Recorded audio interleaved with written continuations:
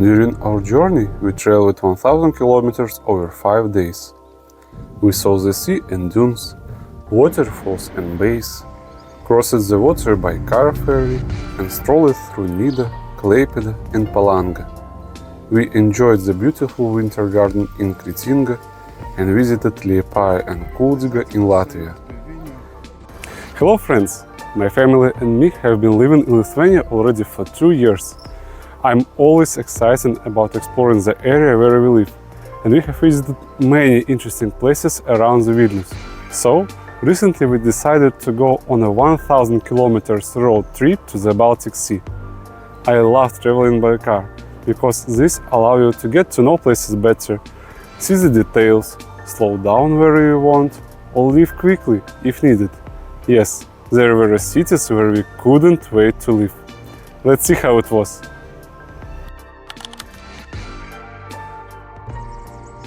Our journey began early in the morning in Vilnius. We packed our stuff into the car and headed to Klaipėda. We had 300 kilometers ahead of us. Passing the city itself, we went straight to the ferry to cross to the Curonian Spit, as there is no land crossing to it in Lithuania. There are two types of ferries in Klaipėda, the old one and the new one. The old ferry only transports people and bicycles, taking them into the part of the Spit where you can visit the Sea Museum. For cars, you need new ferry.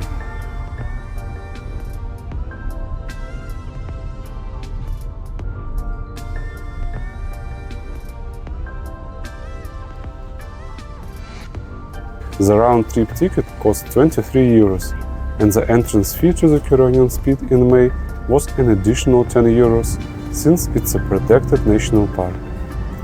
In the summer months, the ticket costs 3 times more.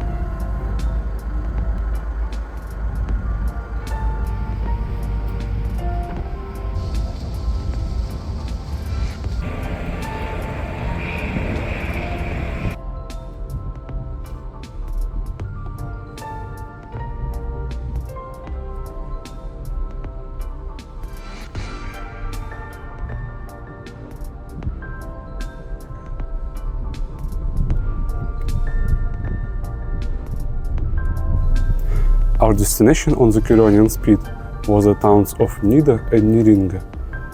Driving along the Curonian Spit, you are surrounded by forest for 50 kilometers, and in some places you can see the Curonian Bay.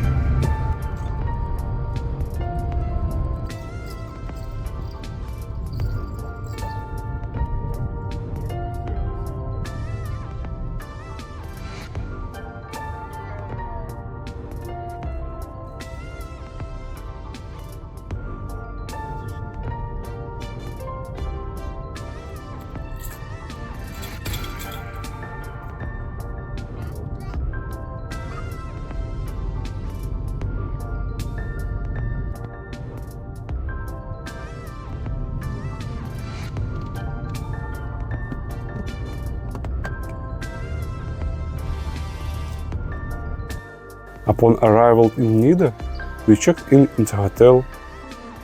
The room was very simple, but it had a magnificent view of the Curonian Bay.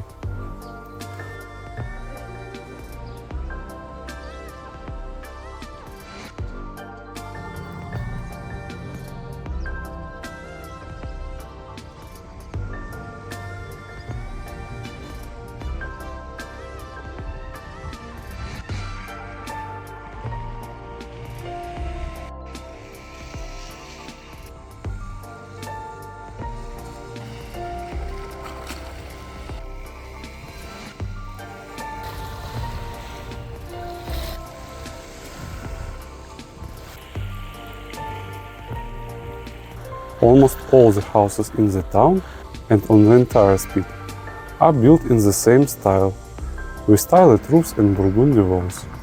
It looks very cute and cozy.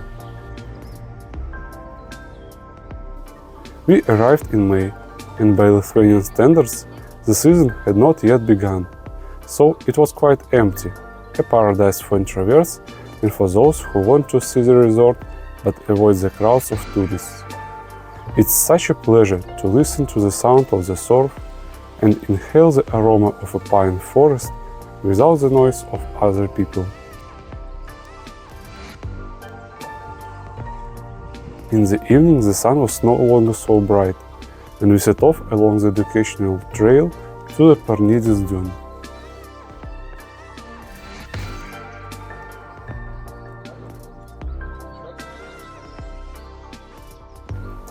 The trail slowly rises higher and higher, revealing very beautiful views.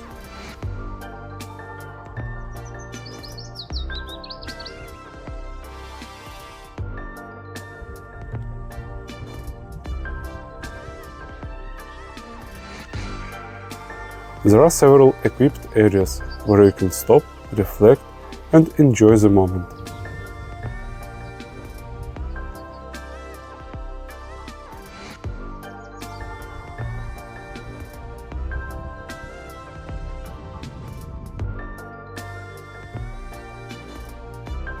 The dunes are something that is definitely worth coming to the Curonian Spit, not only for the sea, but also for the dunes.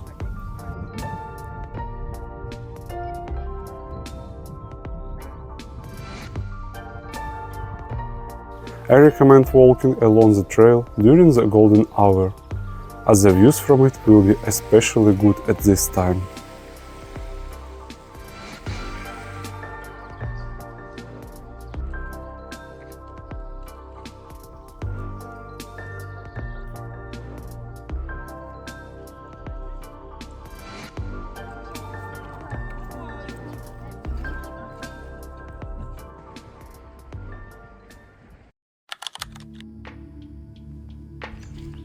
The next morning we went to see the Baltic Sea.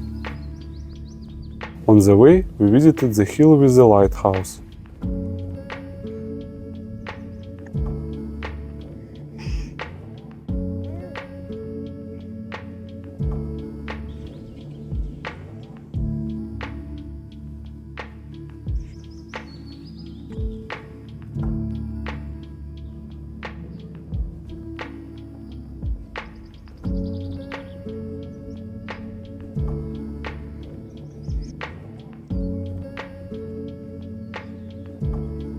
There was also an observation tower, but it didn't seem safe to us, so we decided not to climb it.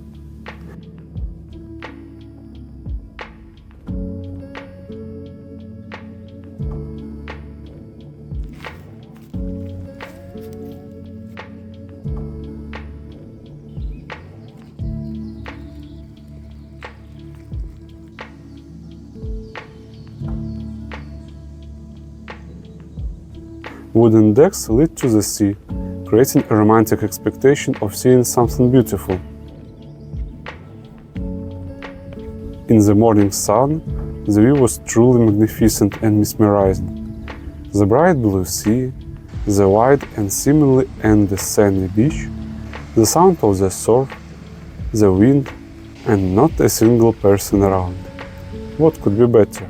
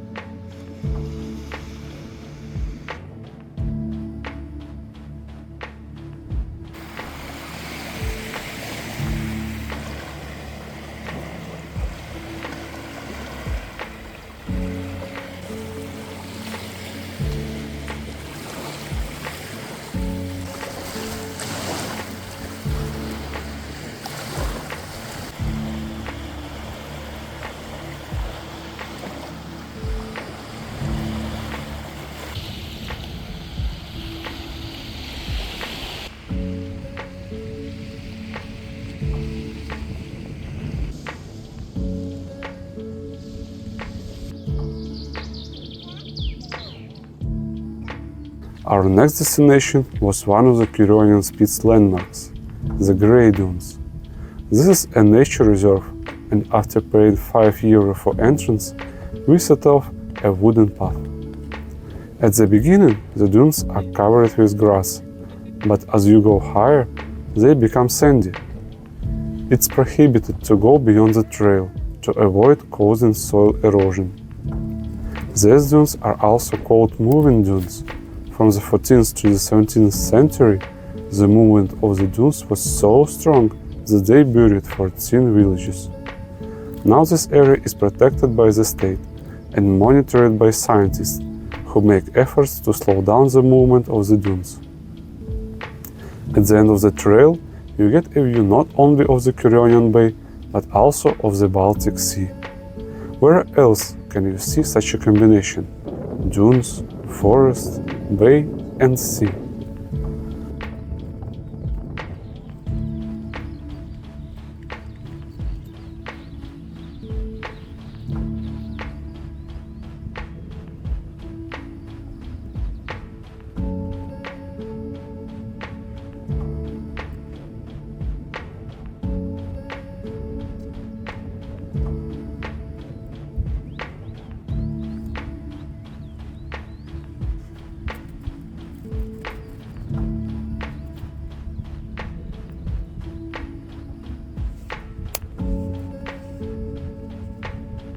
Our visit to the Curonian Spit ended.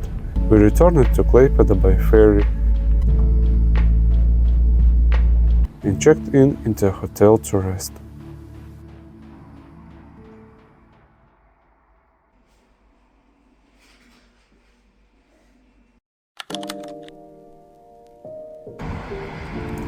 This wasn't our first visit to Klaipėda, but we had time in the morning to stroll through this beautiful city.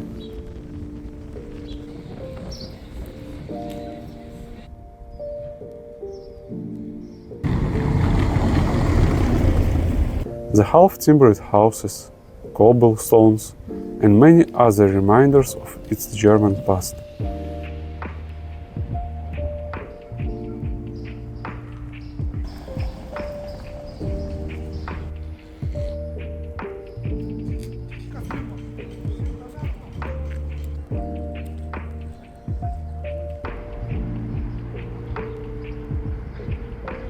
Klaipėda is a port city with many different ships and fishermen.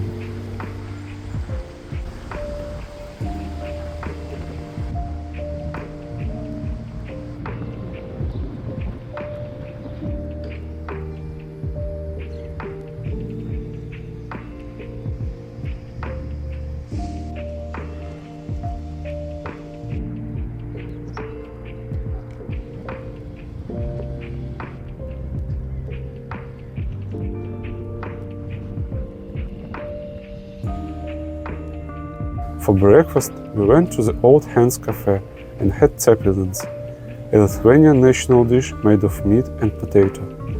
As always, they were excellent. A little tip: if you are in Klaipėda on a weekday for lunch, go to this cafe for lunch menu. You will not regret it.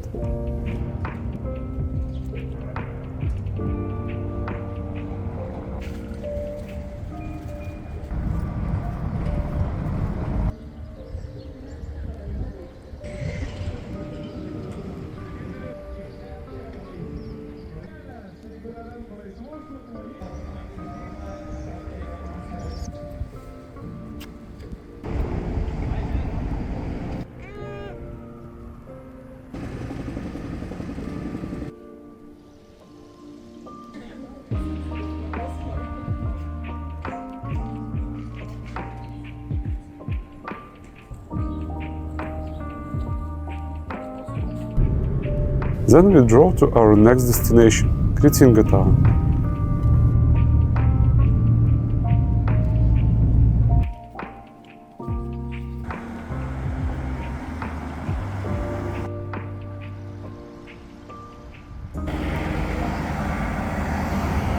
We went to see the winter garden at the manor.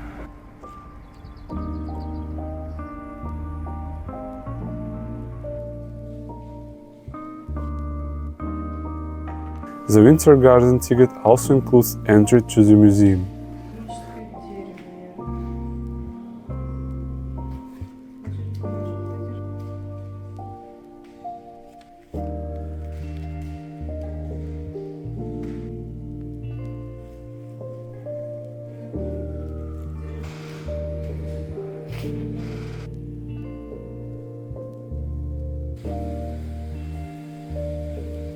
The Winter Garden is over 100 years old and has 5,000 plants.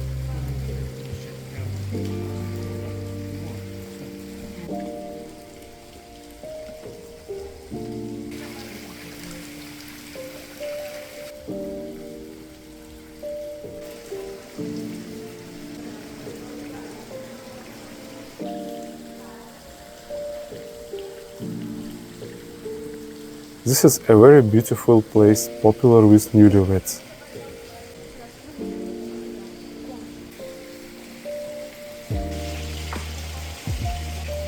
There are also turtles, fish and parrots living there.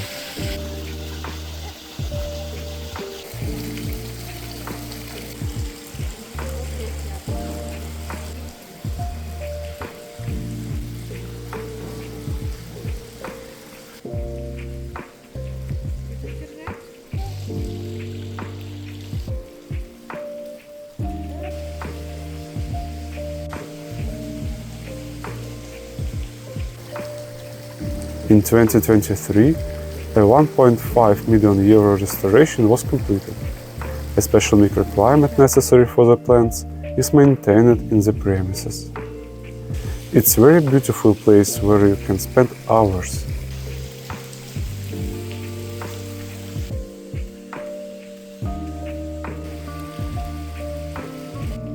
By the way, on the second floor of the Winter Garden, there is a restaurant where you can have coffee with a view of the tropical plants.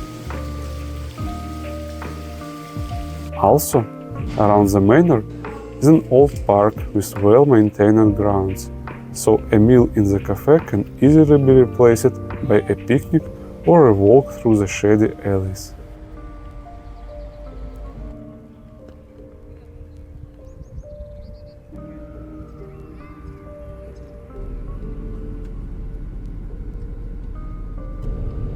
A short drive and we were in Palanga.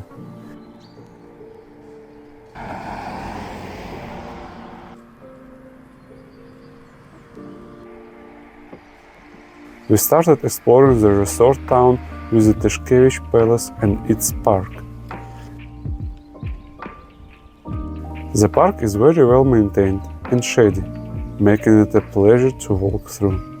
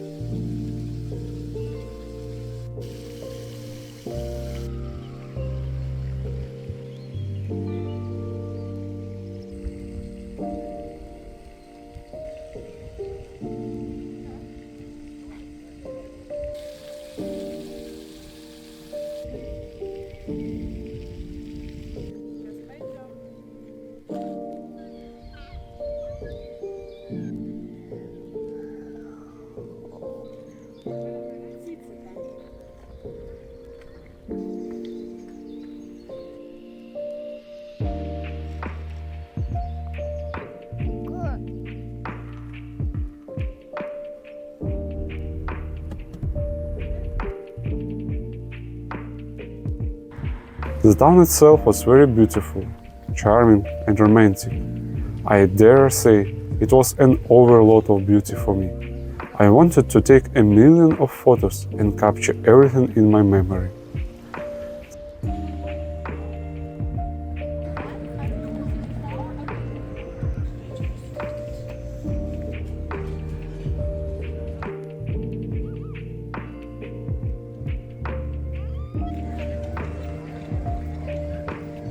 The central pedestrian street leads directly to the sea.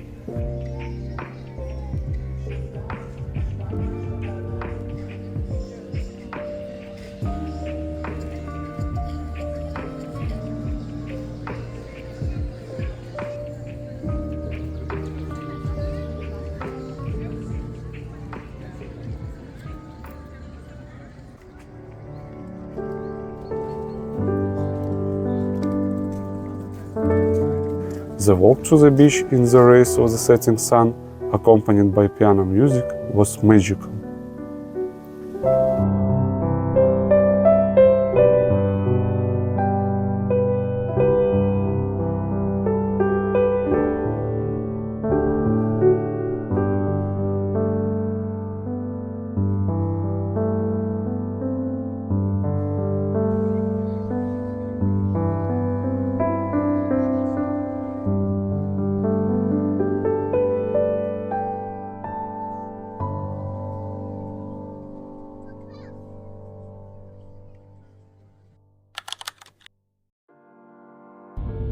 We spent another night in Klaipėda and set off early in the morning to our next destination, the Latvian city of Liepāja.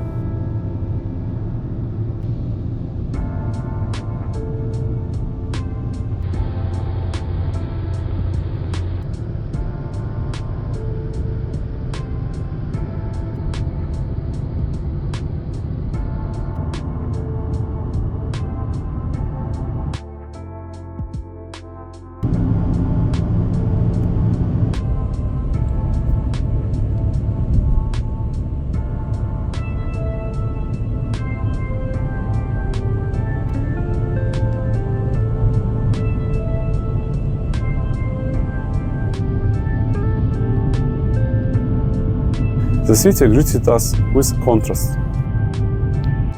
Next to the beautifully restored buildings, there could be houses in terrible condition with collapsed roofs and broken windows.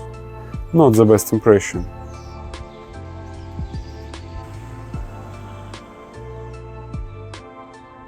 This contrast accompanied us throughout the city.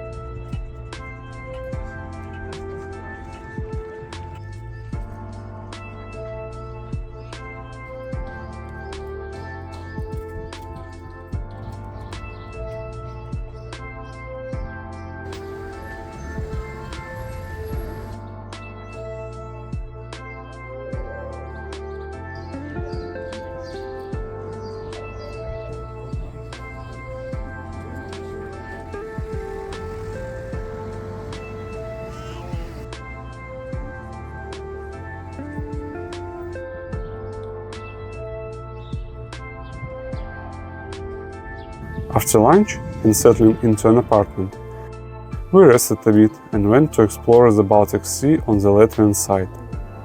By the way, we had lunch at the Panna Cafe. The cafe was very simple, but the portions are huge. Take a note.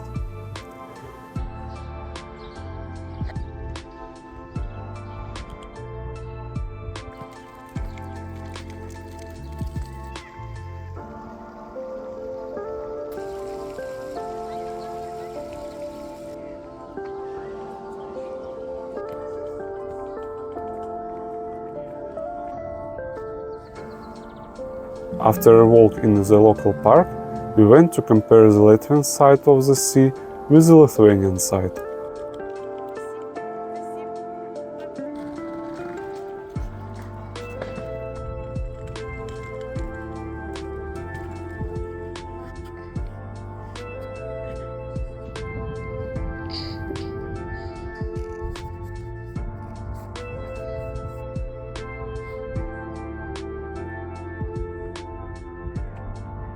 The beach was just as white and sandy, but the sea was no longer so blue, probably due to the evening sun.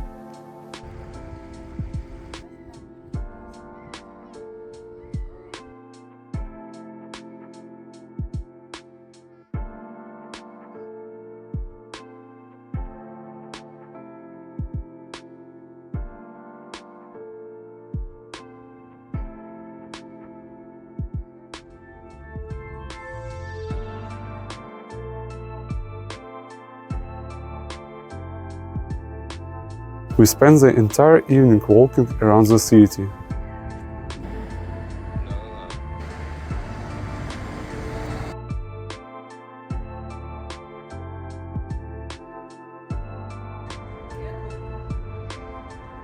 Peeking into courtyards,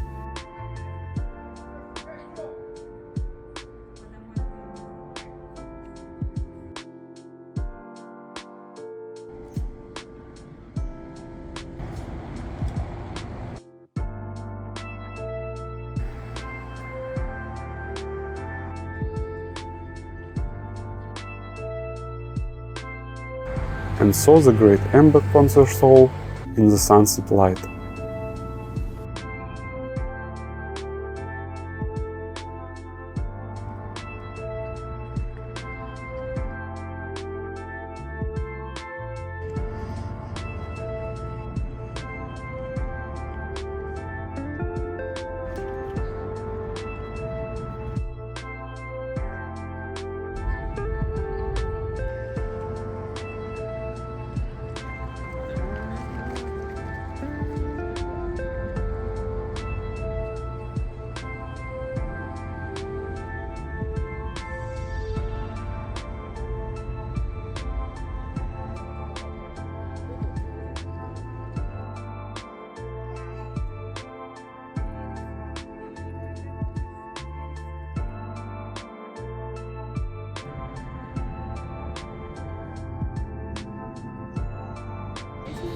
I'm a fan of trams and couldn't resist riding the local tram. It's interesting that the city invests a lot of money in renovating tram lines.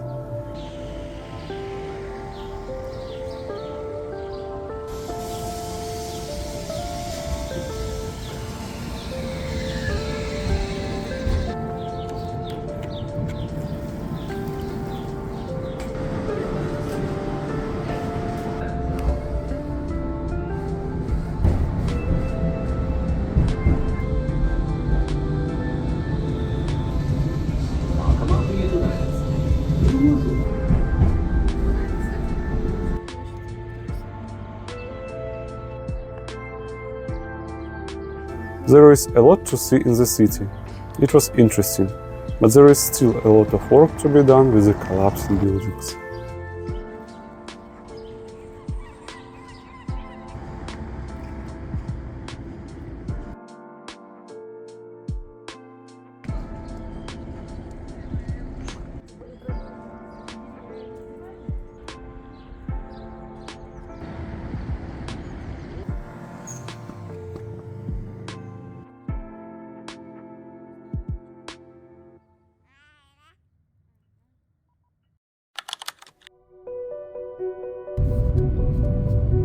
On the last day of our big trip, plan was to visit the small town Kuldiga, whose historic center is listed as a UNESCO World Heritage Site. From Liepāja to Kuldiga, we had a short 1-hour drive ahead of us.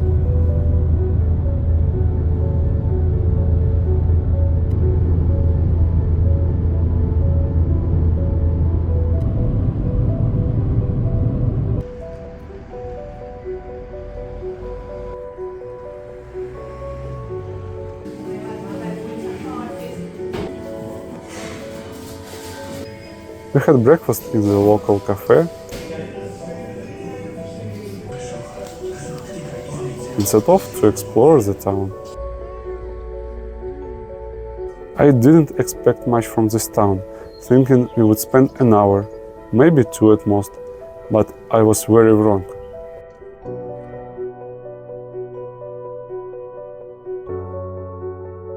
The city breathed with antiquity and old-world charm.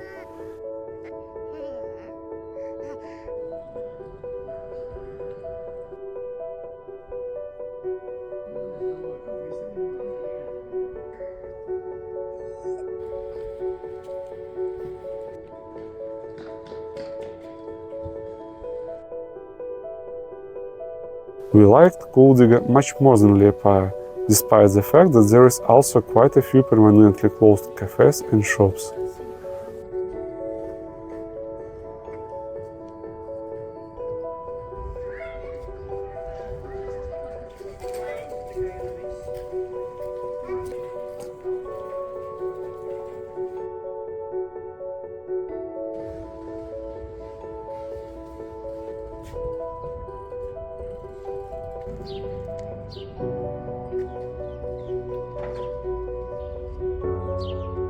I wanted to look into all the courtyards, examine the buildings,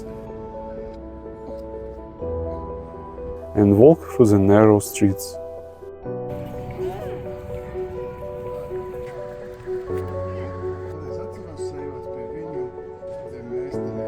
You lose track of time in this town, and might even think you've traveled back 100 years. Mysterious and wonderful.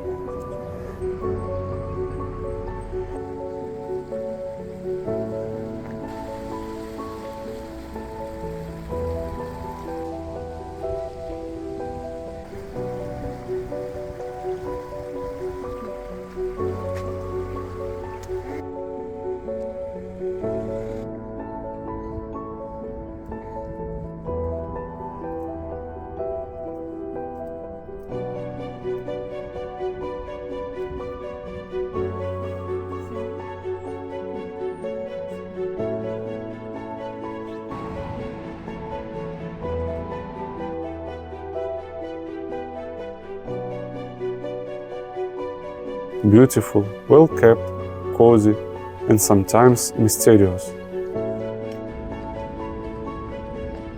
Kuldiga is also known for the widest waterfall in Europe, Ventas Rumba. Its width is over 100 meters, but in flood season it can reach up to 270.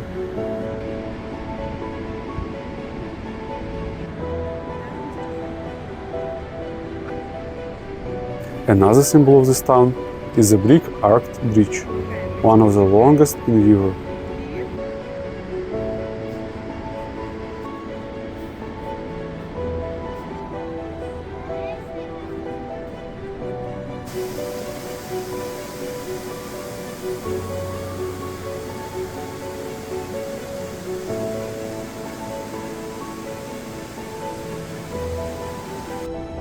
I recommend visiting Kuldiga, and don't make my mistake. Plan at least a day to explore the town.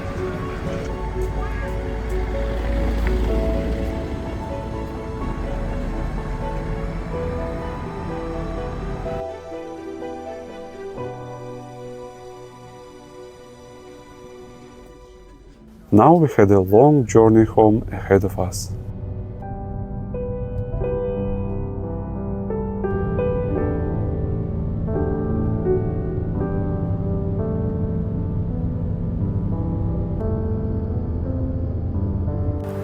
Well, that's all.